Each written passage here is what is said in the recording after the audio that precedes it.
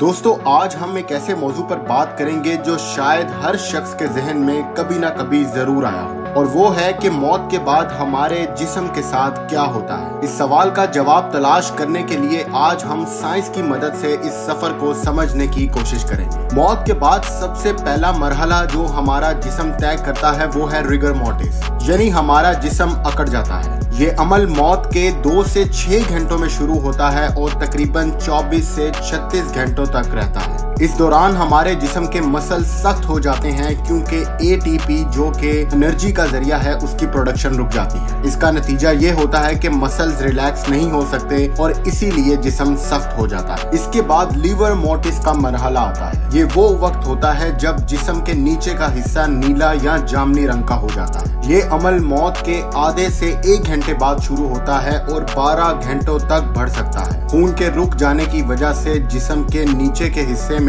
खून जम जाता है, जिसकी वजह से ये रंगत उभर के आती है। ये मरहला फोरेंसिक एक्सपर्ट्स को मौत के वक्त का अंदाजा लगाने में भी मदद देता है। दोस्तों 48 घंटे के बाद जिस्म डीकम्पोजिशन की स्टेज में दाखिल होता है। ये वो मरहला है जहाँ पे जिस्म में मौजूद प्रोटीन्स और फैट्स टूटकर गैसेस और लिक्विड्स में तब्दील हो जाते हैं। ये अमल बैक्टीरिया और फंगी के जरिए होता है जो कि हमारे डाइजेस्टिव सिस्टम और एनवायरनमेंट से आते हैं। इसी वजह से मौत के कुछ दिन बाद जिस्म से स्मेल भी आना शुरू हो जाती है। दोस्तों यहाँ एक इंटरेस्टिंग बात बताता चलूं कि जिस्म का डीकम्पोज होना मुख्तलिफ फैक्टर्स पे डिपेंड करता है, जैसे कि हवा, नमी और टेम्परेचर। मिसाल के तौर पे ठंडी जगहों पे जिस्म लंबे अरसे तक महफूज रह सकता है, जैसे कि ममिज का होना। कभी कभी पानी या नमी वाले इन्वायरमेंट्स में एक गैर मामूली अमल होता है जिसे सपोनिफिकेशन कहते हैं। इस अमल में जिस्म की चर्बी एक मोम जैसे मादे में तब्दील हो जाती है जो कि जिस्म को महफूज रखता है और डीकम्पोजिशन को स्लो कर देता है। इस फिनोमिना को लोग सोप ममी भी कहते हैं क्योंकि जिस्म ममी जैसी हालत अख्तियार कर लेता है लेकिन सोप जैसे मटेरियल से बना होता है। जब जिस्म का ज्यादातर हिस्सा गल सड़ जाता है तो फिर स्केलेटनाइजेशन का अमल शुरू होता है। ये वो मरहला है जहाँ सिर्फ हड्डियां बचती हैं। एनवायरनमेंट के लिहाज से ये प्रोसेस मुख्तलिफ वक्त लेता है। यहाँ एक बात को समझना भी जरूरी है कि ये हड्डियां भी वक्त के साथ गल जाती हैं और मिट्टी का हिस्सा बन जाती हैं, और ये अमल हमारे इकोसिस्टम को भी सपोर्ट करता है। दोस्तों ये पूरा अमल सिर्फ इंसानी जिस्म तक महदूद नहीं, ये दरअसल नेचर का एक अहम हिस्सा है जो कि इकोसिस्टम को बैलेंस रखने में मदद देता है। जिस्म का गलना मिट्टी को जरूरी न्यूट्रिएंट्स फराहम करता है जो कि पौधों और दरख्तों को